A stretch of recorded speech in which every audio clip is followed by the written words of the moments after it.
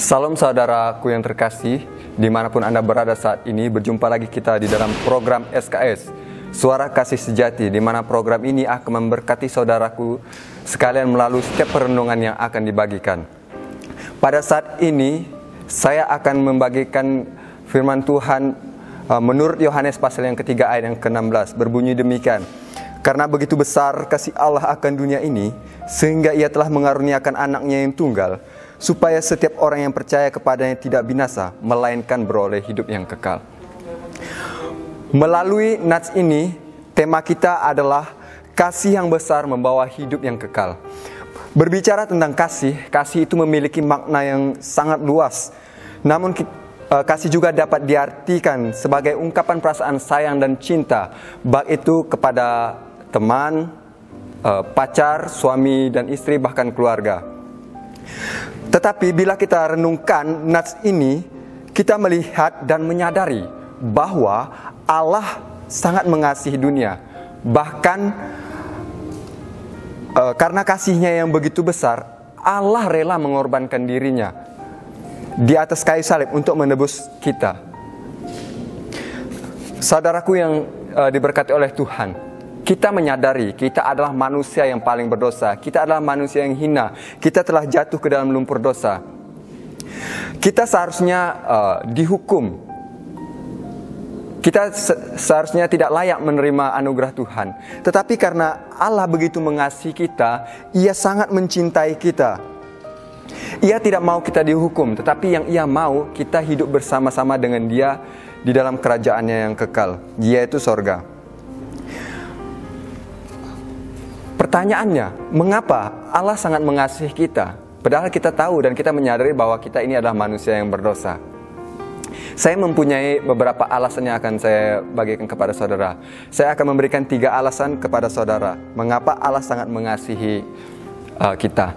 Alasan yang pertama, kita adalah gambar dan rupa Allah.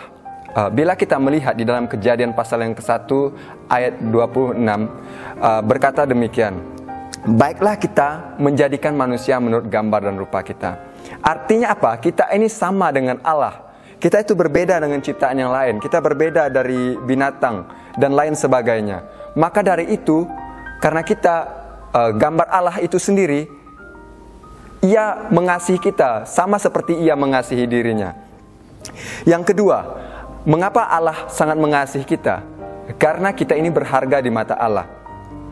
Yesaya pasal yang ke-43 ayat ke-4 mencatat, demikian bunyinya, oleh karena engkau berharga di mataku dan mulia, dan aku ini mengasihi engkau, maka aku memberikan manusia sebagai gantimu, dan bangsa-bangsa sebagai ganti nyawamu. Artinya apa? Di sini sudah jelas dikatakan bahwa kita ini betul-betul berharga di mata Allah. Oleh karena kita berharga di mata Allah, Ia patut mengasihi kita. Kita telah jatuh ke dalam dosa, kita telah berada di dalam lumpur maut. Tetapi karena kita berharga, Allah yang mengambil kita seperti emas dan berlian. Itulah alasan yang kedua. Alasan yang ketiga, mengapa Allah sangat mengasihi kita? Karena kita adalah ahli waris Allah.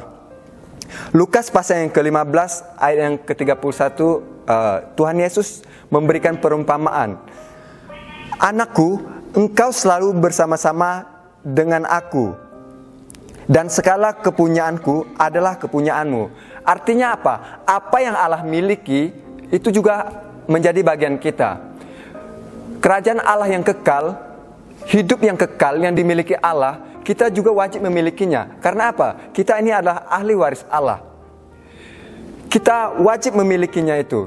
Kita wajib menerimanya. Kita wajib mendapatkannya. Karena seperti yang saya katakan, kita adalah ahli waris Allah. Maka kesimpulannya, kita, saya, dan saudara-saudara yang dimanapun berada, kita ini adalah manusia yang berdosa. Kita layak dihukum, dan kita seharusnya hidup di dalam maut, di dalam neraka yang kekal, karena kita telah menyimpang dari jalan Allah. Tetapi karena Allah begitu mengasihi kita, Allah tidak mau kita hidup di dalam maut. Allah tidak mau kita hidup di dalam neraka.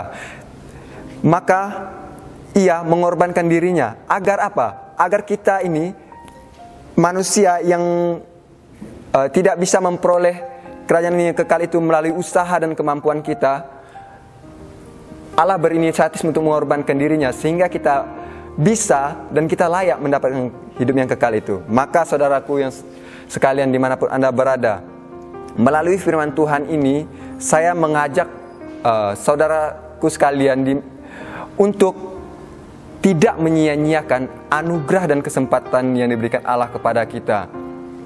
Maka dari itu kita bersama-sama harus taat dan percaya kepadanya. Karena di dalam nats tadi di bagian akhir dikatakan, barang siapa yang percaya kepadanya akan memperoleh hidup yang kekal. Artinya apa? Ketika kita percaya kepadanya, ketika kita mengakui bahwa Yesus adalah Tuhan dan Juru Selamat, kita akan memperoleh kerajaan yang kekal itu. Tetapi sebaliknya, jikalau kita menolak Dia, maka kita akan hidup di dalam maut.